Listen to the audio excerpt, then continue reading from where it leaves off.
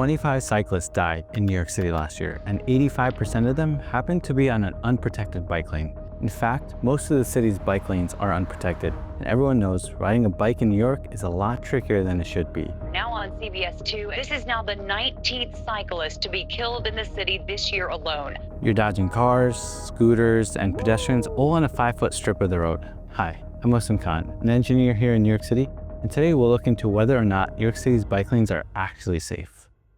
Take a look at this graph showing cyclist deaths in New York City over the years. In 2021 and 2022, it actually went down, but then 2023 happened, the highest number in history. At first, I thought maybe it's just a bad year, a coincidence. But then you look at the next year and it didn't really get better. Fewer people died, but if you look close enough, this blue bar shows an even higher number of people got injured in those lanes. It became pretty obvious something wasn't right. And when I started digging and studying dozens of maps, cross-checking design plans, and learning about cases like Sarah and Patterson, the deeper I went, the more problems I saw. So I started with a simple question: why are so many people getting hurt, even when bike lanes exist?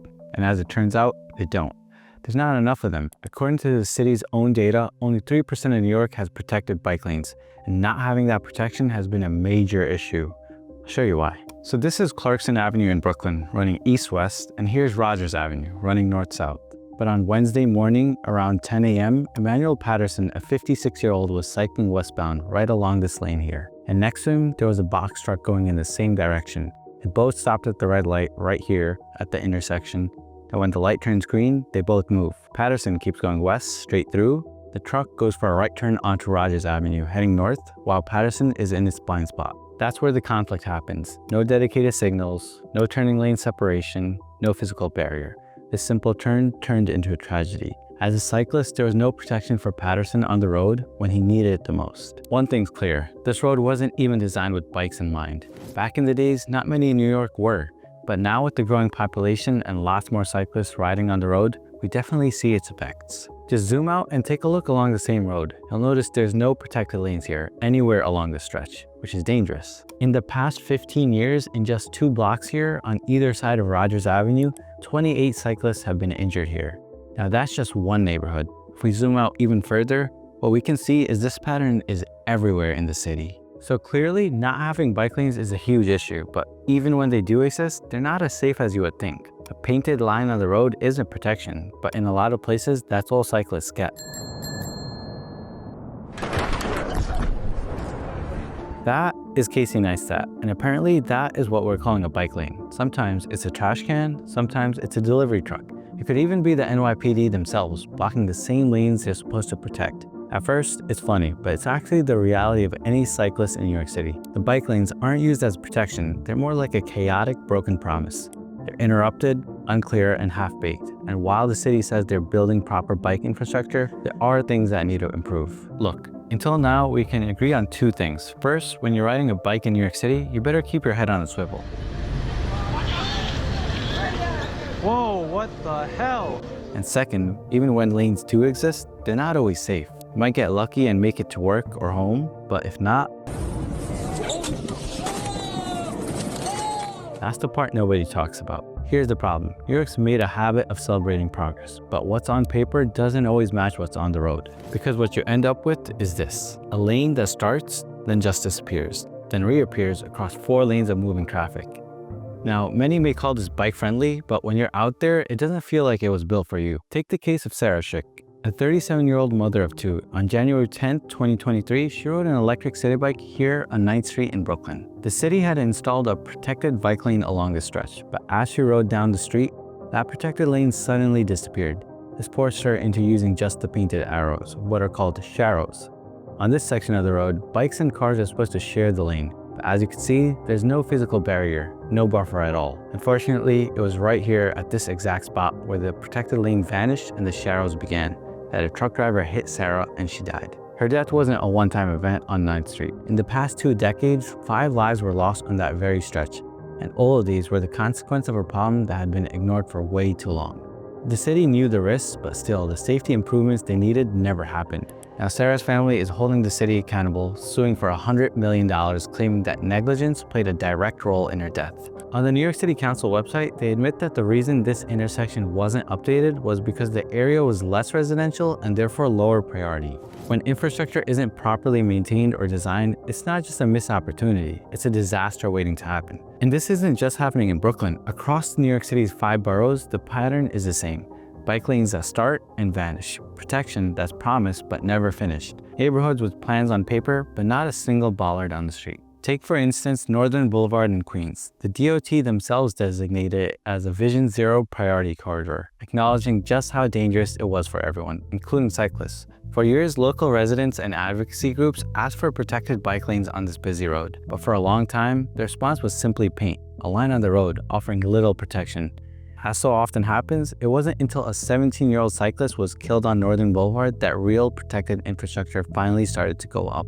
A little too late, and a stark reminder that in New York City, safety for cyclists often feels reactive rather than proactive. And it's not just Queens either. Take the Bronx for instance. Plenty of high crash areas there still don't have any protected bike lanes, so cyclists are especially vulnerable.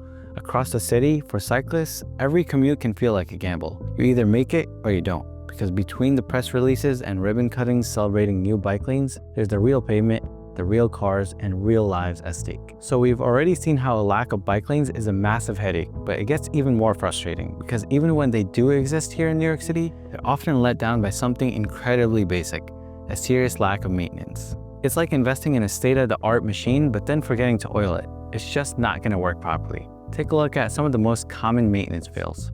Consider potholes. These aren't just little bumps in the road, they're like craters waiting to ambush cyclists. Hit one of these and you could be looking at a nasty fall, and the lines of paint aren't there to look pretty. They're the visual cues that tell everyone where the bike lane is. It keeps everyone safe, but so often in New York City, these lanes are so faded, they're hardly visible. And then comes winter. Good luck finding the lane.